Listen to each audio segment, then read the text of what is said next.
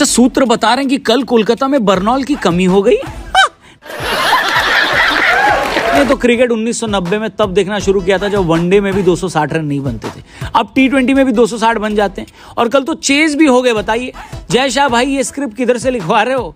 अपना script writer थोड़े दिनों के लिए बॉलीवुड को उधार दे दो, उनसे बढ़िया लिखी नहीं जा रही है। मैं तो कल गंभीर भाई की शक्ल देखकर ये सोच रहा था कि कोलकाता के प्लेयर्स के लिए कल की रात, यही रात अंतिम, यही रात भारी वाली होने वाली है। क्योंकि जितने गंभीर गौतम भाई दिखाई दे रहे थे, उनको देखकर लग रहा था कि कल रात कोलकाता के गेंदबाजों को सोने को तो नहीं मिला होगा। उनको रात भर रसगुल्ले में से रस अलग और गुल्ले अलग करने को बोल गए होंगे और फिर उन गुल्लों को मुंह में ठूंस दिया होगा, क्योंकि कोलकाता की गेंदबाजी ने गेंद नहीं गुल्ले ही डाले हैं। एक मैच में सबसे ज्यादा छक्के, एक इनिंग में सबसे ज्यादा छक्के, highest ever run chase T20 match की। मतलब इतने रिकॉर्ड टूटे कल के मैच में, लेकिन टूटने के मामले में रिकॉर्ड फिर भी दूसरे नंबर पर ही है। पहले नंबर पर पिछवाड़ा था।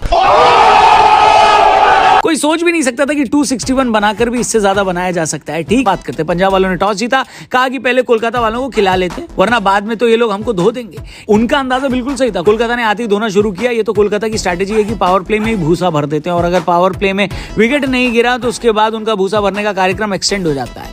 मॉडर्न T20 क्रिकेट जिस तरह से खेली जा रही है कोलकाता, उसका एक बढ़िया एग्जाम्पल है। अब आप जरा परसों के मैच में विराट कोहली की पारी देखो। उन्होंने भले ही तेज शुरुआत करी, लेकिन पावर प्ले के बाद 25 गेंद में 19 रन बनाए थे। नतीजा ये हुआ कि उनके 51 रन 43 गेंद में आए।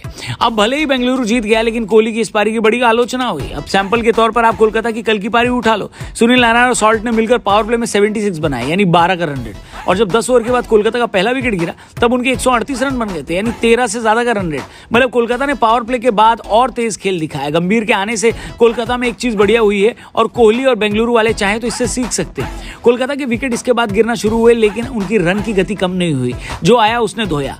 नतीजा ये हुआ कि कोलकाता ने एक बार फिर बोर्ड पर 250 के ऊपर का स्कोर टांग दिया और पंजाब को जीतने के लिए 262 का टारगेट मिला। कल ये सीजन गेंदबाजों के लिए कैसा रहा मैं आपको बता नहीं सकता। इतना बुरा तो शायद 2019 लोकसभा चुनाव में कांग्रेस के साथ हुआ था। उसके बाद अभी इस टूर्नामेंट में गेंदबाजों के साथ हो रहा है। 260 रन जैसा स्कोर बनने पर अब हमें बिल्कुल हैरानी भी नहीं होती। इसलिए कल के मैच को हम सीरियसली नहीं ले रहे थे। हमने सीरियसली लेना शुरू किया जब पंजाब ने पावर प्ले में 93 बना दी। क्योंकि भाई सच बताऊं तो पंजाब से तो ये उम्मीद भी नहीं थी कि वो फाइट बैक कर देंगे। इतना बड़ा टारगेट देखने के बाद कई पंजाबी फैंस भी बटर चिकन और गार्लिक नान खाने चले गए होंगे, लेकिन कल उनकी टीम ने उनको निराश नहीं किया। जॉनी बेस्टो एक मैच में ड्रॉप क्या हुए, अपनी फॉर्म वापस लेकर लौटे और सेंचुरी लगा दी।